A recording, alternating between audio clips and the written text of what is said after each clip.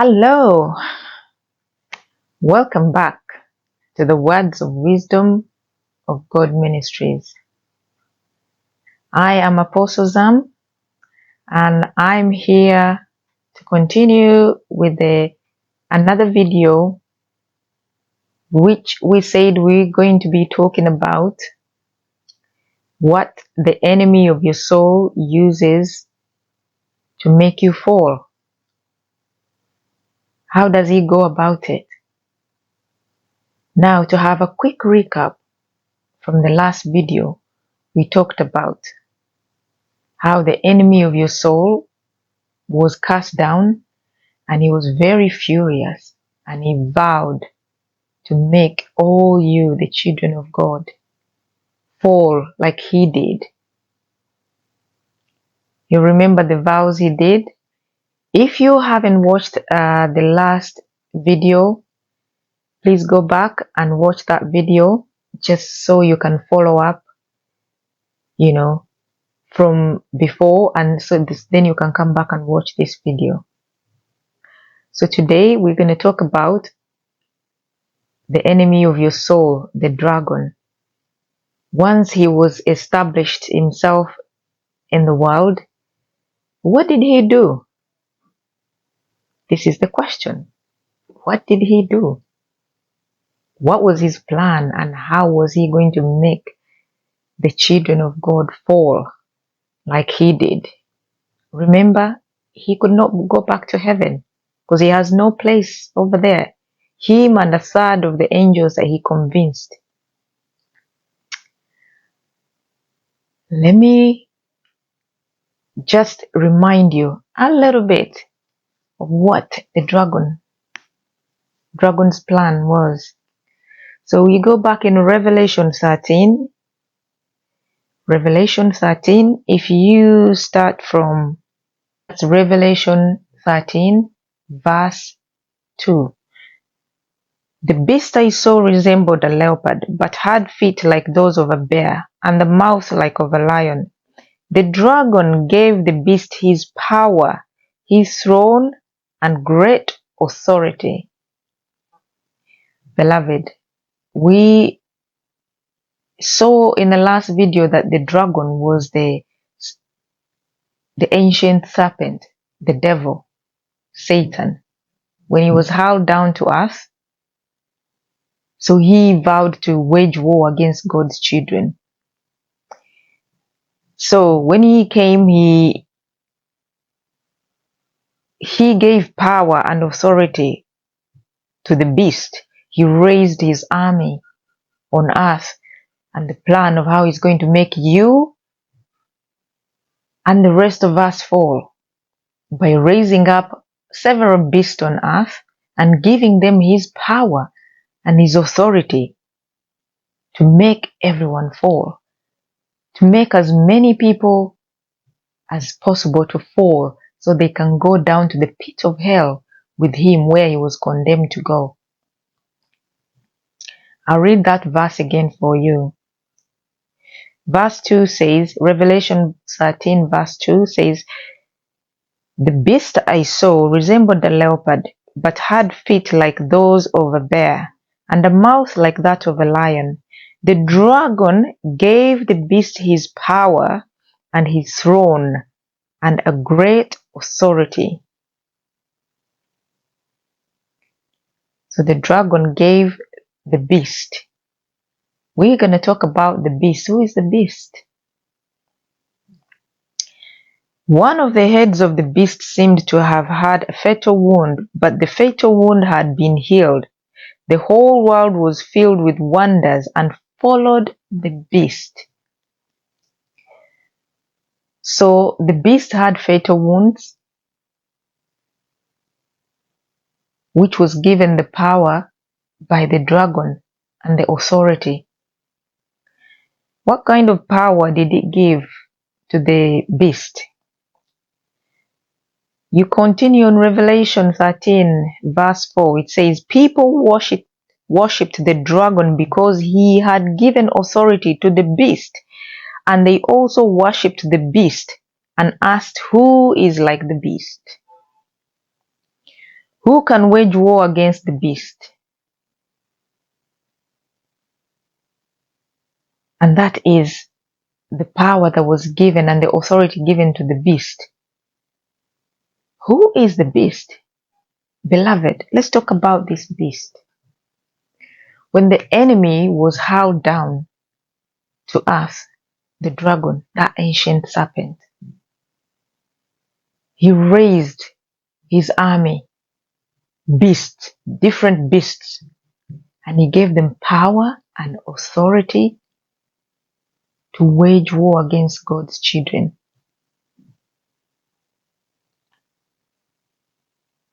And who is the beast? Have you checked the system around you lately? In the world? The system, the beast. When did you last check the system at your workplace? You go to work, there's a system, you have to work 5 days a week. If you get off, you get sick like a few times, you get some warnings, and then everybody has to follow this system. Check around the world. It's the beast that is ruling the world. If you didn't know who is the beast, now you know. Go to the airport.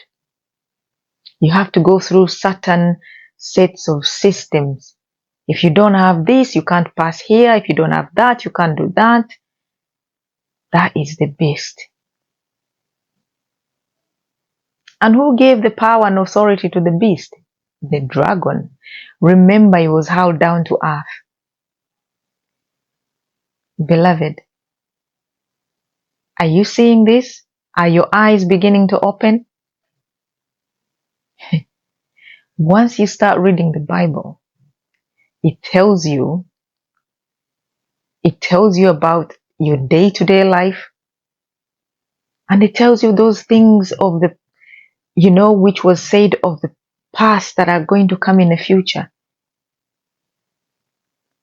Remember, the dragon vowed to wage war against God's children, to wage war onto you and me and everybody else.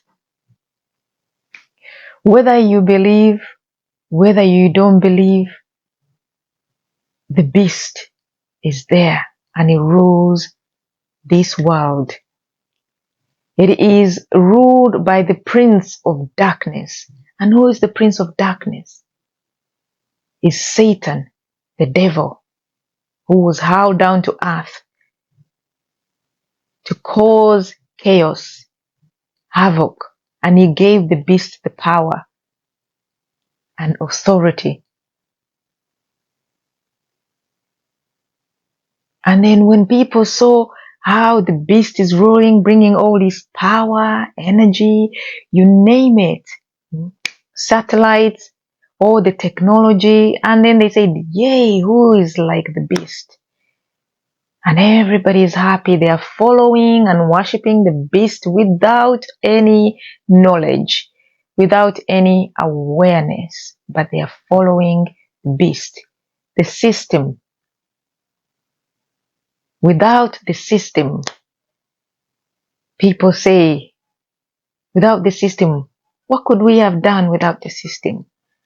You see how you give yourself into the system and everything that's going on around the world without stealthily. Really, it's very subtle, and it takes a whole lot of digging and observations to see and understand this.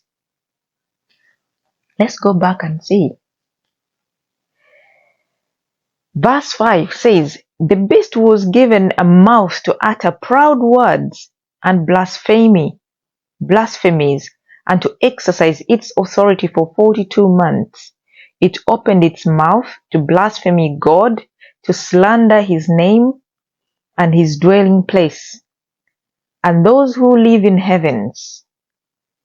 It was given powers to wage war against God's holy people and to conquer them.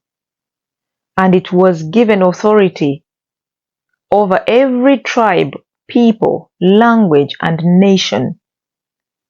All inhabitants of the earth will worship the beast.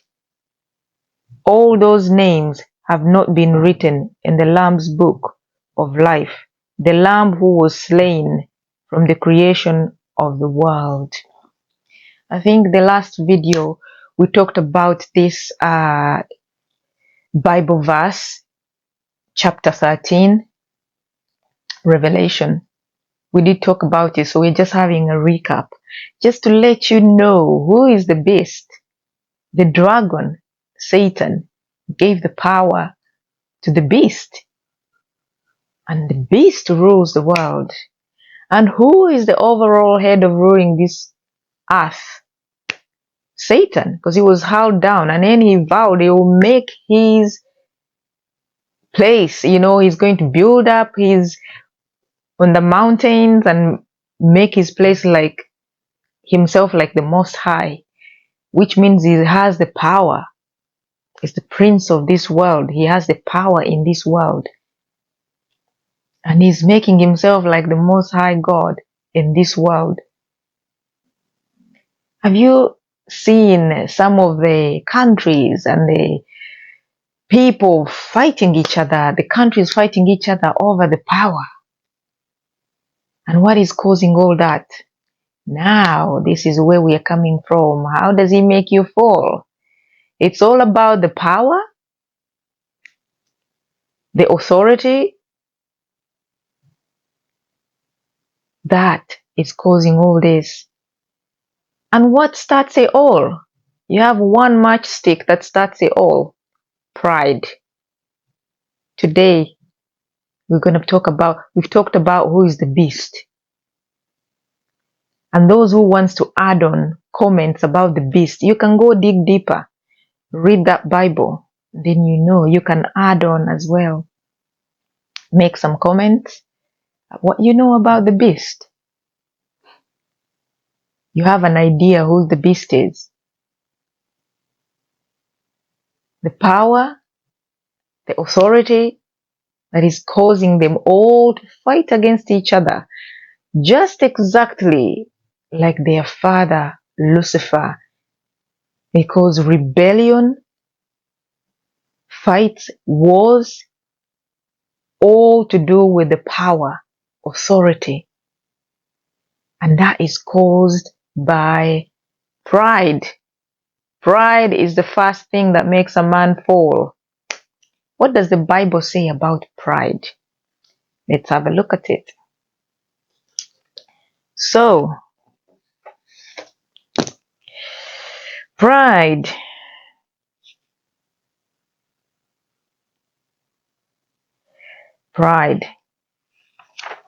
Pride is the first thing that made Lucifer fall. We did talk about that. Because of his prideful heart. Because of him wanting to know the self. He started knowing himself because he was beautiful, he was this. So, knowing himself, wanting to glorify himself above all else, that brought him, he became so prideful to himself, and he was glorifying himself as a small god, and he was seeing himself as a god. All started from pride. Let's see. In Proverbs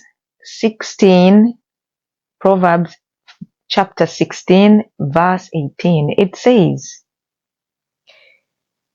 "Pride goes before destruction, and a haughty spirit before a fall." Didn't I just say that? Pride goes before destruction. Remember when Lucifer was being held down before his destruction? He was so prideful.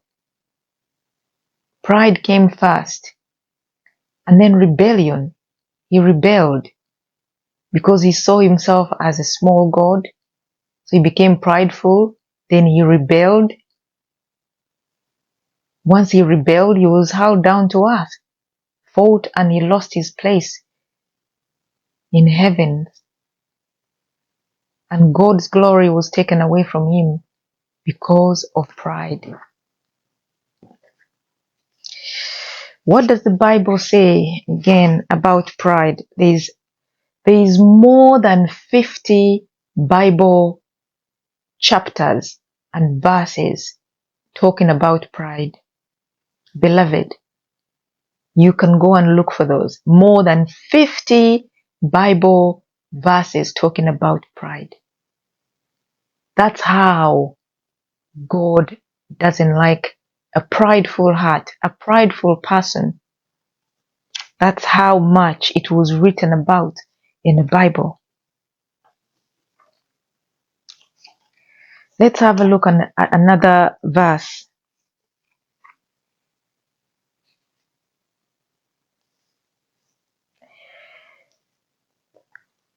Proverbs chapter 21 verse 24, it says, "The proud and arrogant person is called a mocker. A mocker is his name. He behaves with insolence and fury." He behaves with insolent fury. We just talked about Lucifer. When you have a prideful heart, you get that fury, like, how dare you? How can you do such and such as things? How comes it? I will show you who I am. Things like that. When your heart becomes prideful and something happened to you, even if it's a small thing, you have that fury in your heart. And your heart becomes prideful and you become furious, and you want to do something. And let me tell you what, beloved, pride has caused all sorts of war, arguments, quarrels, division, deception. Oh my goodness. With pride comes all other siblings of pride, which we will be talking about. Beloved, let's have a look at another Bible verse. We did say that before a downfall, the heart is haughty, but humility comes first. Humility comes before honor. That is another Bible verse, which is Proverbs chapter 18, verse 12. Before a downfall, the heart is haughty, but humility comes before honor. That's what, beloved, humility is the opposite of pride. If somebody is prideful, they're going to be furious. They're going to have all these sorts of emotional anger, envy, fury, and it will cause them to do wrong or to sin. And what does that mean when you say that? Because it happened to Lucifer. It's going to use it to make you fall, make you or me fall, so that you don't see that light. You don't be on a, so you don't go to heaven, so you don't see salvation. It's going to use all those tactics of pride, like what made him fall, so he can take you down to the pit of hell like him. Let's have a look at another chapter. What does pride do? So basically, the enemy, the accuser, Satan, is the accuser. He uses pride to divide and conquer. He's going to use pride to try and conquer you. Because with pride, it made him fall. So he's going to use pride to divide and conquer. And what does it mean? What do you mean by conquer? What is to conquer? What's the definition of conquer? To conquer is to overtake, to overcome, and take control. So he uses pride to take control of your heart. He uses pride to take over your heart and your mind. So you become furious. So whenever you let your pride take over in your heart, the enemy is taking over you. Did you know that, beloved? Whenever you have that feeling of pride and fury, anger, envy, jealous, just know the enemy is taking over you, your heart, and your mind. And it's going to make you do things that are ungodly.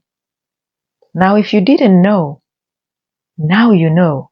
Whenever you feel prideful, whether you've achieved something, whether you've had anything, and you say, oh, I've done this. This is by my own power.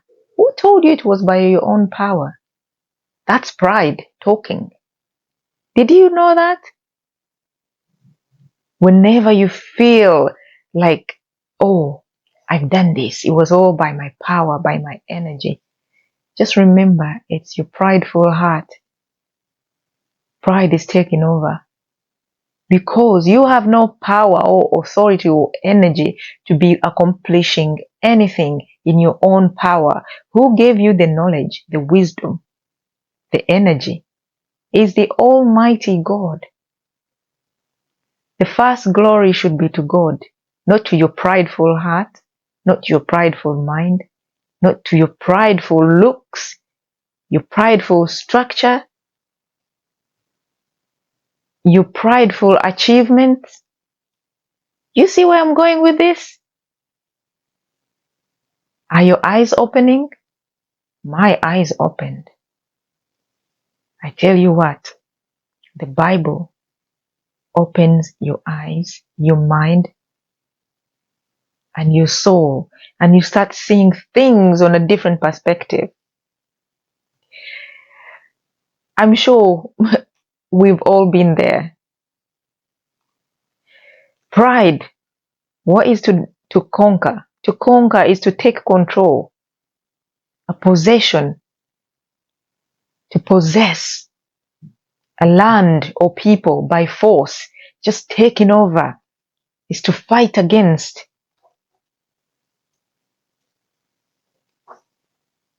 So that's when the enemy is taking control. The enemy, Satan, the accuser, those are the tactics. One of the tactics. The first one he uses is pride. Did you know that? He uses pride to make you fall. Let's have a look at other Bible chapters. And we'll have a look at what does God say? What does the Bible say about a prideful heart?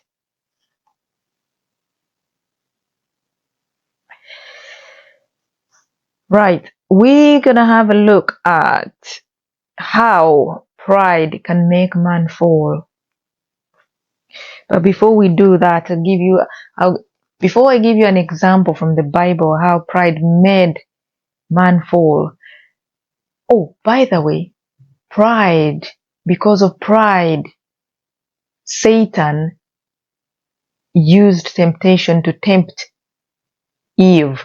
And when Eve became prideful because she thought, oh, God does not want us to know the tree of the knowledge, that if we know, we might become like him. She became prideful and she went and told Adam. Adam also became prideful, you know. So Satan made man fall. The first man to fall was Adam and Eve. They sinned because of pride. They were tempted, and because of their prideful hearts, you know, they did what they did and they fell. So remember we said that in Proverbs chapter 16 verse 18 that pride goes before destruction. So before any destruction, pride comes first. And the haughty spirit before a fall. So all these things that you've seen happening, it starts from pride. Did you know that? Check yourself. The last time you acted out, of anger and fury, look into yourself and think what happened first. You felt like, how could that be? How dare you? How can they do this? How can she say that? How can she be like that? That was pride.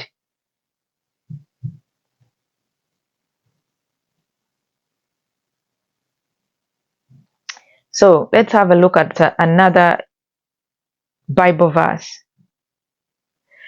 This is how pride makes you feel. In Revelation chapter 3 verse 17 it says, "For you say, I am rich. I have prospered and I need nothing, not realizing that you are a wretched, pitiable, poor, blind, and naked." Beloved, what does that Bible verse say? You go and use your own energy. You achieve all these beautiful things. And then you start thinking, oh, I am rich. I have everything. What else do I need? You forget that it is God who gave you that energy to be able, the wisdom to achieve those things. If you didn't have that energy, that wisdom, that breath of life, would you have achieved what you've got now? No. No, you wouldn't. You wouldn't. You wouldn't. So because of your pride, you think it's by your energy, by your strength, by your power. False self, the ego, the false self. So you make yourself feel like you are God because you have achieved this, you have achieved that. You start looking at yourself as, prideful. Like I am the man, I am the woman, I am this, You're making yourself look like a god. You're glorifying yourself instead of glorifying God. Like who? Like Satan did. What happened when God gave him a little bit of power? He started boasting and he started glorifying himself and seeing himself like a small god. And what does God say about pride and boasting? In 2 Corinthians chapter 10 verse 17 to 18, it says, "Let the one who boasts in the Lord, only in the Lord. For it is not the one who commends himself who is approved, but the one whom the Lord commends." Do you get that, beloved? If you are to boast in the Lord, but not yourself. You do not commend yourself, but the Lord commends you. Boast in the Lord, but not yourself. You do not commend yourself, but the Lord commends you. So, there is another parable. Before we come to that parable, let's see how pride made some of the kings and the people of the Bible fall. We're going to go to, let's go to Daniel chapter 5, verse 18 to 21.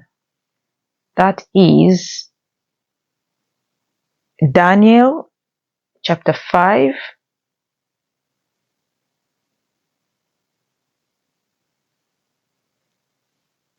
Daniel chapter 5, verse 18 to 21. This is how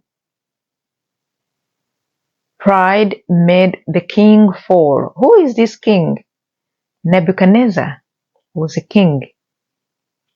And because of his pride, the enemy used pride to make the king fall. Because God gave him power to rule. And then at some point, beloved, I'm showing you the same thing that the devil, Satan, the dragon, uses the same tactic that made him fall. And he uses the same thing to make kings, rulers, you name it, people in high places and high position to fall by using pride as the first example. Power, authority, pride. And this is what makes them fall. In this instance, we are looking at the Bible characters which fell because of pride. I'll give this one example, which is in Daniel chapter 5, verse 18. And we're going to read all the way to verse 21. What does it say? It says, Your Majesty, the Most High God gave your father Nebuchadnezzar sovereignty and greatness, and the glory and the splendor. God gave his father sovereignty, greatness, glory, and splendor to rule. Because of the high position he gave him, all the nations and people of every language dreaded and feared him. Yeah? Those the king wanted to put to death, he put to death. Do you hear that? God gave him splendor, sovereignty, power, and glory. So because of his prideful heart, he started killing people. Those he wanted to put to death, he put to death. Those he wanted that they live, they lived. Those he wanted to spare, he spared. Those he wanted to promote, he promoted. And those he wanted to humble, he humbled. Do you hear how pride is working? It is working into this king. How God gave him the power and the pride. Because of pride, these are the things he was doing. Those he wanted to kill, he would condemn and they are put to death. Those he wanted to promote, he would promote. And those he wanted to humble, he would humble. Verse 20, but when his heart became arrogant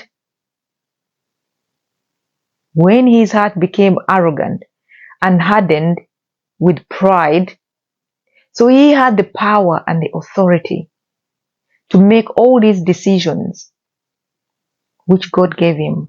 But when his heart hardened and became arrogant and prideful, it was hardened with pride, basically, his heart. This is what he did. He was disposed from his royal throne and stripped of his glory. Exactly the same thing like God did to angel Lucifer, who became Satan. Because he had that power and authority, he became arrogant and his heart became prideful. And because of that, this is how God hates prideful people, a prideful heart. He stripped him of all his glory and he was disposed of his royal throne. He was driven away from people and given the mind of an animal. Can you believe that? He was punished because of his prideful heart. He was stripped of his royal throne. He was no more a king, and he was given a mind of an animal. He lived with the wild donkeys and ate grass like the ox. And his body was drenched with the dew of heavens until he acknowledged that the Most High God is sovereign over all kingdoms on earth and sets over them anyone he wishes. Now, beloved, if you're there and you're still feeling prideful and you have pride telling you, I am this, I am that because of my hard work, you're using that place of power to oppress people. You're using that place of position and power to cause harm to other people. You're using that place of power and authority, beloved, to oppress other people, to look down onto other people, to restrict other people. Beloved, I can tell you, if God humbled the kings who had the power, who he had given the power and authority to rule over kingdoms, nations, what about you, beloved? Who do you think you are? Time is going to come. You still think you have the power and the authority. I think it is time for you to look into yourself and humble yourself. Use humility. Humility, beloved.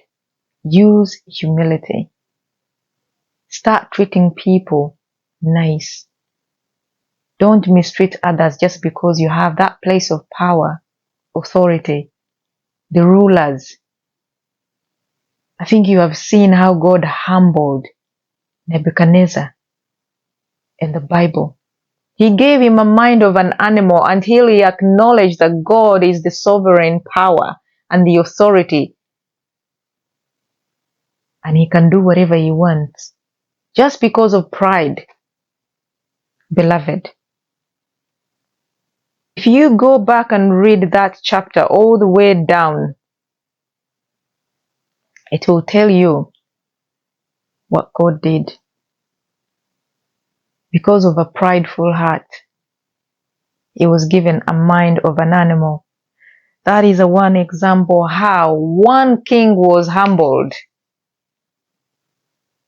He was humbled. What does the Bible say about a prideful heart? There is quite a lot of verses.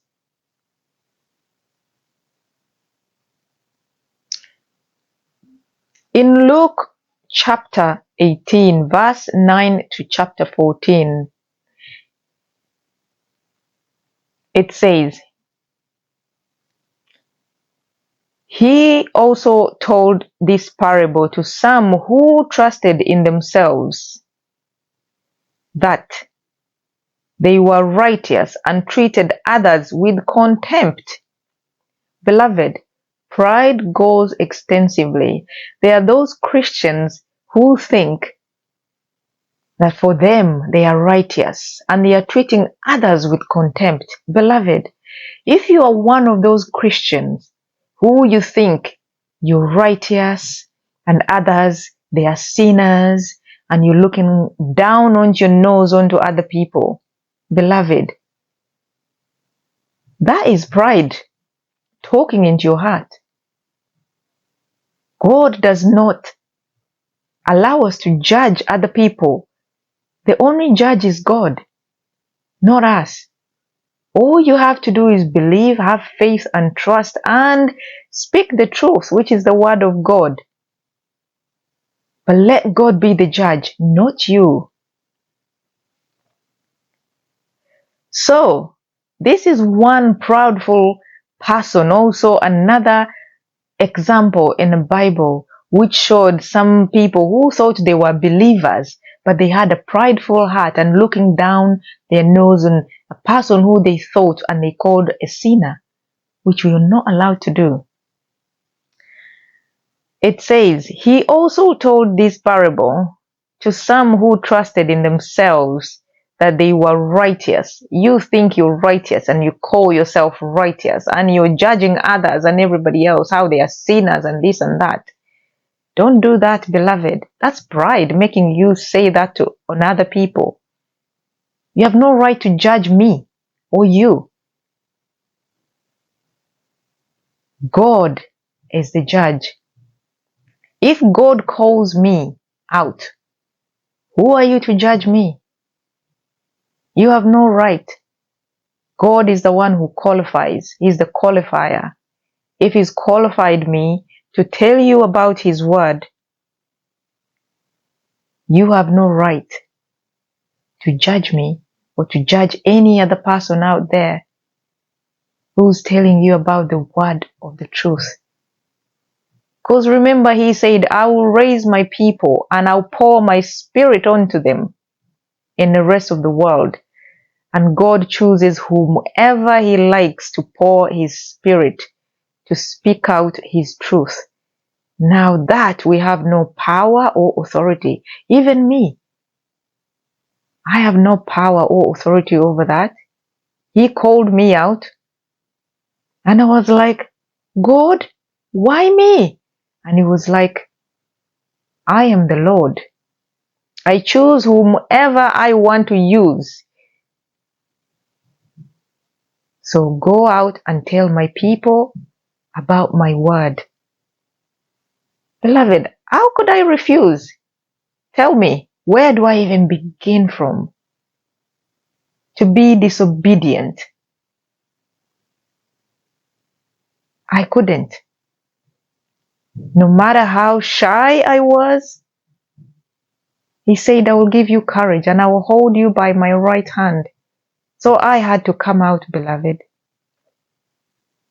Let's get back to this. So this, one of the people, I'd call them like the Pharisees, really, because this is what he was saying to another person who came to give glory to God. And he was like, this is what he said about the parable of people who call themselves the righteous. So he also told his parable to some who trusted in themselves that they were righteous and treated others with contempt. Two men were up into the temple to pray, one a Pharisee and other a tax collector. The Pharisee, standing by himself, prayed thus, God, I thank you that I am not like other men, extortioners, unjust, adulterers, or even like this tax collector.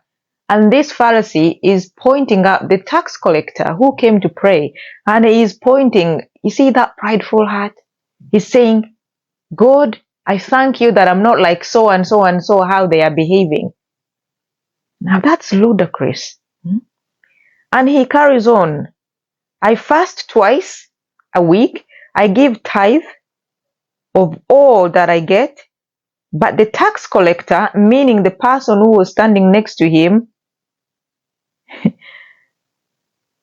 but the tax collector standing far off would not even lift up his eyes, to heavens, but beat his breast and saying, so this is what the tax collector said, God, be merciful to me as a sinner. That was his prayer. He beat his chest. He was like, after hearing what the Pharisee was praying out loudly, pointing at him, pointing fingers at him, judging him, how he himself he thinks is righteous, and is pointing fingers at the tax collector. The tax collector, this is what he said. He beat his chest. He said, God, be merciful unto me, as for me, I'm a sinner. He humbled himself, beloved.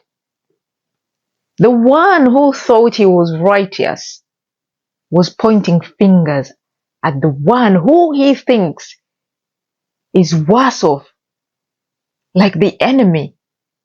So, beloved, here's my question to you.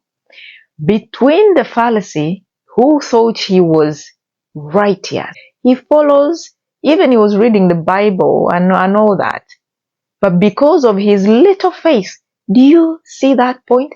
He had so little faith, and his heart was hardened and prideful that he is pointing fingers at others, at the tax collector, saying that because he's a sinner,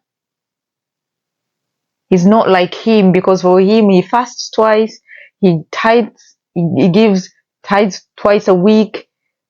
Beloved, who do you think God is going to listen to first? The one who is pointing fingers at other people and judging other people and taking themselves to be like the righteous or holier than thou? What do you think?